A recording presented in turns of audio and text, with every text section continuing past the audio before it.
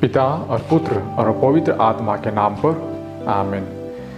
ख्रिस्त में मेरे प्यारे भाइयों बहनों, आज के पवित्र सुसमाचार में कुछ लोग थे उस समय जो अपने बच्चों को ईसा मसीह के पास लेकर आते थे और ईसा मसीह बच्चों के सिर के ऊपर अपना हाथ रखकर उन्हें आशीर्वाद दिया करता था।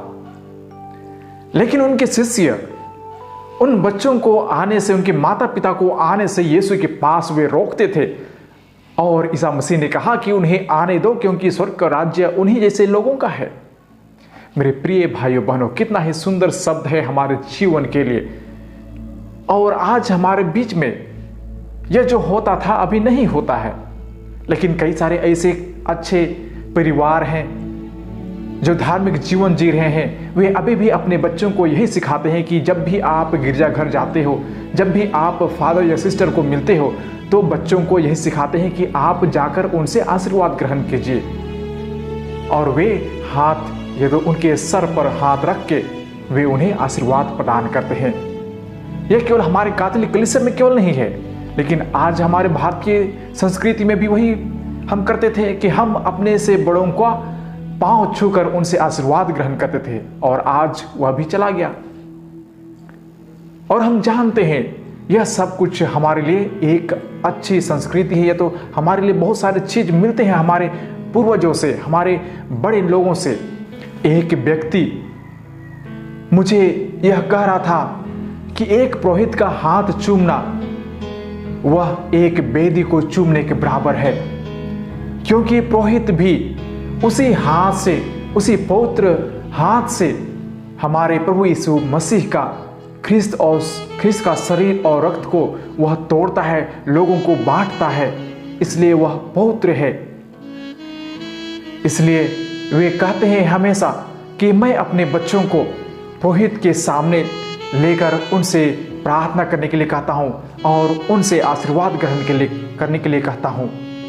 तो यह सब हमारे अच्छी संस्कृति है, तो अच्छी चीज है हम अपने जीवन में लाने के लिए, परमेश्वर की अनुग्रह पाने के लिए। और परमेश्वर क्यों कहते कि इन सभी बच्चों को हमारे पास आने दीजिए। आज हम केवल पुरोहित भाई बहनों के लिए नहीं, लेकिन हमारे सभी लोगों के लिए भी यह चिंतन करने की आवश्यकता है। आज हमारे पुरोहित भाई भी बच्चों को आने से हम मना कर देते हैं, तो हम उन्हें आशीर्वाद देने से मना कर देते हैं। पता नहीं यह क्यों, लेकिन प्रभु ईसा मसीह हमेशा उन्हें अपने पास रखते थे, अपने पास बुलाते थे। उन्हें कभी वह रोकते नहीं थे और ना ही उन्हें वापस ऐसे भेज देते थे, लेकिन जरूर उन्हें आशीर्वाद देते थे और उन्हें बुलाते थे। इसलिए हम भी पुरोहित भाई और हमारे धर्म संगी बहनें, सभी लोग इन बच्चों से प्रेम रखें, उन्हें आशीर्वाद दें, और हमारे माता पिता भी यह जरूर सिखाएं कि जो भी हम धर्म कर्म सीखते हैं उसे जरूर हम पालन करें। मेरे प्रिय भाइयों बहनों, आप सभी देखेंगे जो लोग पवित्र कलीसिया से जुड़े रहते हैं, उनके नियम और कानून के अनुसार वे अपना परिवार को चलाते हैं, तो उनके जीवन में बहुत सारे चीज बदलते देखते हैं। और उनके बच्चे भी बहुत ही धार्मिक व्यवहार से, उनका रीति रिवाज, उनका चाल चलन, उनका व्यवहार बहुत ही सुरक्षित और अच्छा रहता है। इसलिए हमें यह सब चीज सीखने की आवश्यकता है, हमारे जीवन में लागू करने की आवश्यकता है, हमारे बच्चों को सिखाने की आवश्यकता है। इसलिए हम सभी लोग जो सीखते हैं, जो हमारे परमेश्वर ने हमें सिखाया है, हम बच्चों जैसे व्यवहार करिए, तो उनके समान हमारा हृदय होना चाहिए। क्यों यह उदाहरण देते हैं? क्योंकि आप जानते हैं जो हमारे बच्चे होते हैं, सभी समय नए नए चीजों को वे सीखना चाहते हैं। वे कभी भी छल कपट या गुस्सा या उन पर कोई ऐसी दूसरी सोच नहीं होती है जो हम सोचते हैं। इसलिए वे हमेशा अपने जीवन में नए कुछ सीखना चाहते हैं, वे प्यार पाना चाहते हैं।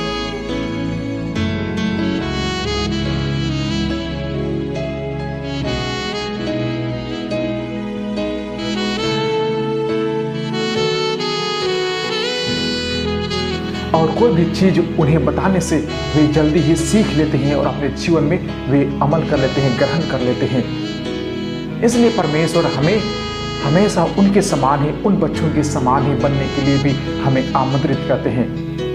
यह सभी नए नए चीज़ों को सीखने के लिए हम तत्पर रहें और हम राज्य खुशी से हम अपने हृदय को परमेश्वर के सामने खोल कर रखें, जिससे हमारे जीवन में परमेश्वर उन बच्चों के समान हमें भी प्यार करे और नई चीज़ सीखने के लिए हमें भी वह निमंत्रण मिलता रहे। आइए हम सभी लोग कुछ देर मौन रहें और हम यह परमेश्वर से प्रार्थना करें कि प्रभु हमारे हृदय को, हमारे दिल को, हमारे मन को, हमारी आत्मा को आप नए जीवन प्रदान कर, जिसे हम सभी नीर मनुष्य के समान, एक छोटे बच्चों के हृदय के समान हम भी बन सके। आइए हम कुछ देर मौन रहें और हम परमेश्वर से यह प्रार्थना करें। पिता और पुत्र और पवित्र आत्मा के नाम पर आमीन।